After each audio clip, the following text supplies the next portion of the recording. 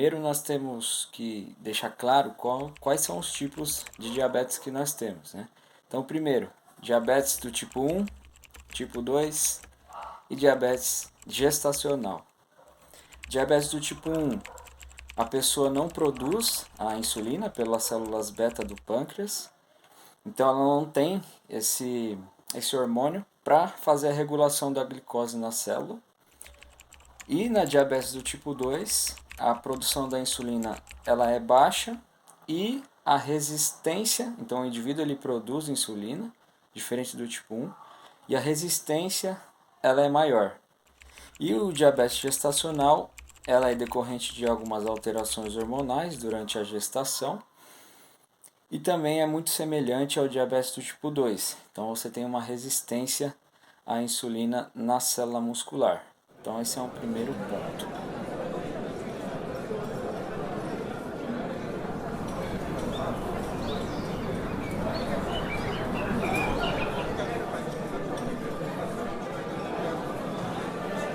Eu acho que é o chocolate doce em geral, pirulito, chiclete, bala e até os carboidratos que a gente acaba consumindo em excesso e vai se transformando em açúcar no nosso corpo.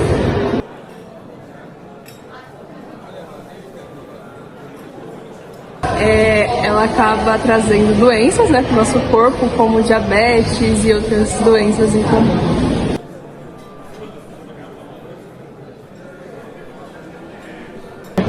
Você pode ingerir mais água e trocar os doces por alimentos saudáveis.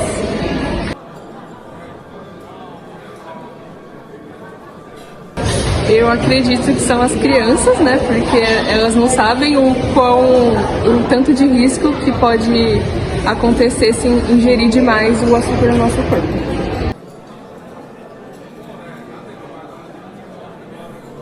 É porque eu já tenho o hábito de ingerir todo um chocolate no final do dia, então eu acho que eu me sinto ansiosa se eu não comer um pedacinho de chocolate por dia. Então, é que eu tenho esse hábito já.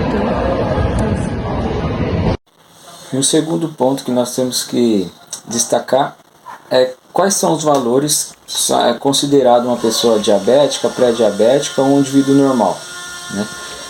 Tratando de glicemia em jejum, em miligramas por decilitro é considerado normal uma pessoa que tem um valor de 100, né, ou abaixo de 100, até 100, né, na verdade, e uma hemoglobina glicada de 5,7%, né, no máximo 5,7%. Hemoglobina é a proteína do sangue, né, que transporta o oxigênio. Então, se essa proteína está associada à glicose, não tem como ela transportar o oxigênio de maneira adequada para a célula.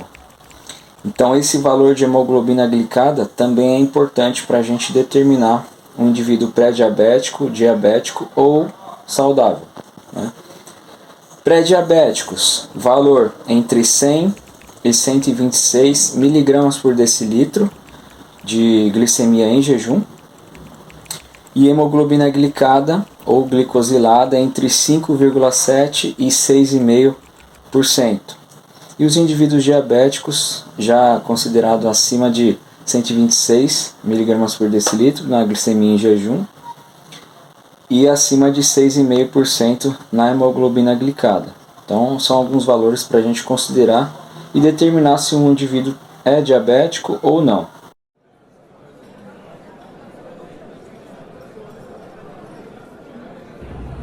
Coca-Cola, chocolate, bolo. Doces, né, em geral, bolo, todo derivado de açúcar, né, isso faz muito mal à saúde. Que eu saiba, refrigerante, jujuba, a maior parte de doce industrial, bolacha, etc.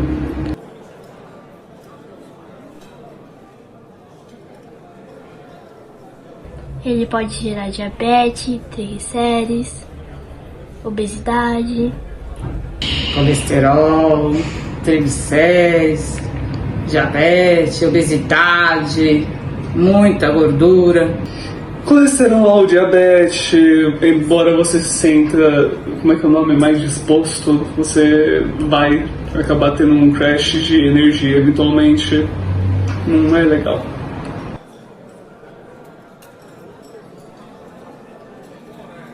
Sim. Frutas, verduras, legumes. Existem, evitá-los, né? Evitar o açúcar. Tem adoçantes, né? Produtos naturais, né? E hoje em dia as pessoas estão muito ligadas, né? A cultura da natureza, né? Então eles procuram muitos produtos naturais.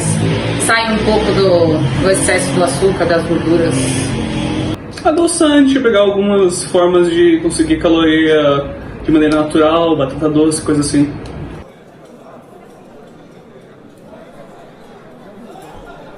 Crianças.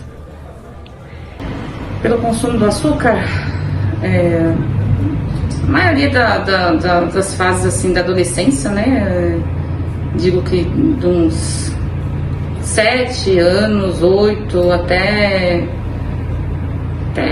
13, 14, 15 anos por aí, porque assim, eles não. Às vezes não tem nada pra fazer, vai lá, pega um saladinho, pega um chocolatezinho, né? Pega um bolinho, e aí não pratica um esporte. E aí, já viu, né? Então, assim, mais os adolescentes e as crianças.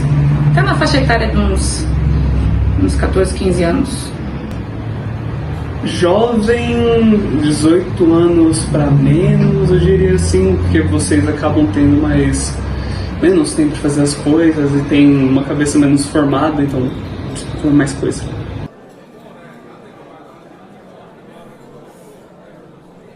Mal. Me sinto mal. A gente precisa, né? Tanto do açúcar, não em excesso, né? Como do sal também, né? Nada em excesso faz bem para a saúde, né? Mas precisa. Eu consumo pouco açúcar, né? Eu consumo adoçante, né? Mas às vezes a gente come um chocolatezinho, né? Não quebrando muito a dieta, né? Mas eu me sentiria mal. Me sentiria mal porque o organismo já está acostumado, né? Mesma coisa de sempre.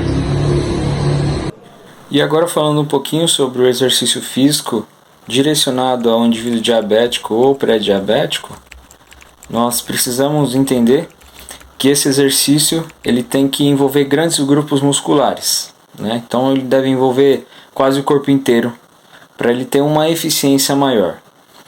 Então, o primeiro ponto é esse, né? Então, indivíduos diabéticos respondem melhor com um trabalho mais geral da musculatura e não um trabalho localizado, né? Para que possa ser favorecida a captação dessa glicose disponível no sangue, né? Que está livre no sangue, para que ela vá para a célula muscular. Então, quanto maior for a área muscular envolvida no exercício, melhor.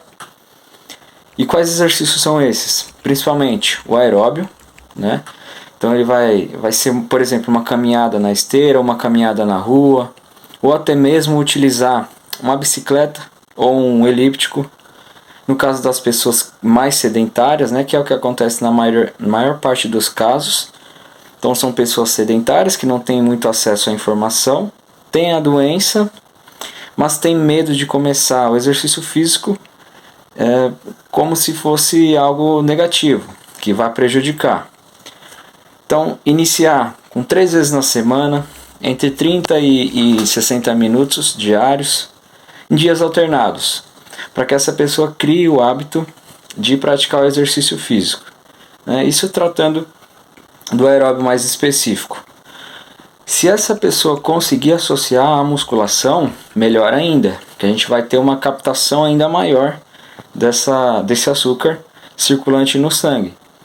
Então, também envolvendo grandes grupos musculares. Então, esses exercícios eles devem envolver remadas, puxadas, movimentos de empurrar como o supino, né, desenvolvimento. Então, exercícios que trabalhem grandes grupos musculares para que essa glicose circulante seja captada com mais eficiência, né? Quantas séries? 2 séries a 3 para iniciar com esse indivíduo, entre 10 e 15 repetições. Se essa pessoa começar a progredir em pesos, e até mesmo no número de repetições, ela pode aumentar as cargas e vai ficar na faixa de 8 a 10 repetições. Volume semanal também pode ser aumentado a uma série adicional, mas sempre lembrando que a musculação ela deve ser realizada moderada, assim como o aeróbio, né? O aeróbio vai girar em torno de 40 até 50, 60% do VO2 máximo, que é a capacidade aeróbia, né? E até 50 a 70% da frequência cardíaca máxima. Então, perceba que esse aeróbio, ou esse exercício também na musculação, ele é mais de característica moderada, sem alta intensidade, para que essa alta intensidade não prejudique ou faça com que esse indivíduo tenha um efeito contrário, oposto, né, na redução extrema da glicemia. Então a gente tem que tomar cuidado com a intensidade também. Falando dos benefícios específicos do exercício físico, no diabetes tipo 1, ele consegue reduzir tanto a glicemia durante quanto após o exercício físico. Além de aumentar também a sensibilidade à insulina exógena, que é a insulina que o diabético tipo 1 ele precisa estar utilizando como medicação. Então essa sensibilidade a ela aumenta também. E como consequência, a captação de glicogênio pela célula muscular também vai ser maior. E o tempo de depressão desse glicogênio vai ser aumentado. Então ela consegue sustentar, então esse indivíduo ele consegue sustentar por mais tempo a atividade física na mesma intensidade que ele fazia antes, parando, né, um tempo antes. Então o glicogênio vai ser depletado em maior tempo, então ele consegue sustentar a mesma intensidade por mais tempo de exercício. No diabético tipo 2, a sensibilidade da insulina também aumenta. Então você vai ter uma melhor captação desse glicogênio pela célula muscular e também vai aumentar esse tempo de depressão, né? Além de conseguir reduzir os valores de hemoglobina glicada entre 10% e 20% e a medicação hipoglicemiante também. Então nós temos, tanto no diabético tipo 1 quanto tipo 2, o exercício atuando na redução da medicação, né? E nos dois, o benefício, o principal que nós podemos dizer é a regulação pela via do cálcio. A via do cálcio é uma via independente de captação do glicogênio, né, da glicose, para que possa ser realizado um exercício físico. Então, através dessa via, que é a via independente da insulina, nós conseguimos melhorar o tempo de exercício pelo aumento da captação de glicogênio, além dessa depressão ser maior.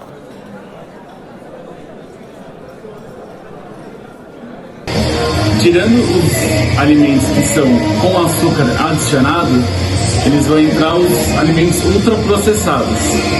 E você vai poder encontrar sucos de caixinha, os próprios doces e por aí vai.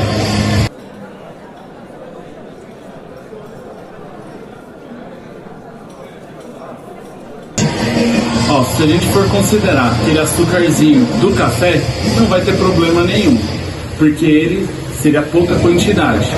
O problema são os açúcares que estão nos alimentos que contêm grande quantidade, e isso favorece ao desenvolvimento ou de uma obesidade ou também de aumentar a quantidade de pessoas com a diabetes, que seria o excesso de glicose, que seria o açúcar, no sangue da pessoa.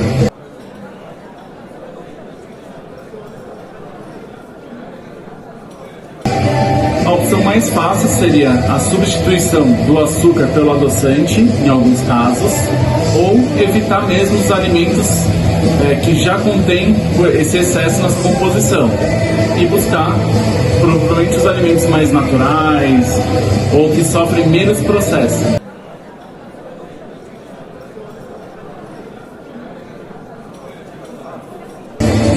O público que mais sofre com isso é a obesidade, então as pessoas que estão obesas, por conta que isso vai aumentar o risco de resistência à insulina, podendo levar a um quadro de diabetes, e também as pessoas que são diabéticas, porque alimentos com alto índice de açúcar na composição tendem a ter um pico de insulina, e isso para ele é muito péssimo, porque ele aumenta de forma muito alta a glicemia, que dele já é alta. E além disso, né, para os dois tipos de diabetes, durante o exercício nós não temos a via da insulina atuando de forma direta. Quem atua principalmente é a via do cálcio. Então, quando nós praticamos uma atividade física, nós temos uma biodisponibilidade do cálcio maior para a célula muscular. Esse cálcio, esse aumento na concentração do cálcio, faz com que a proteína GLUT4, que é a proteína que capta a glicose para dentro da célula muscular, ela aumente. Então, tanto no tipo 1 quanto no tipo 2, esse aumento na proteína transportadora de glicose, ela favorece essa captação a curto prazo, né, efeito agudo. Então, para o exercício vai ser bom.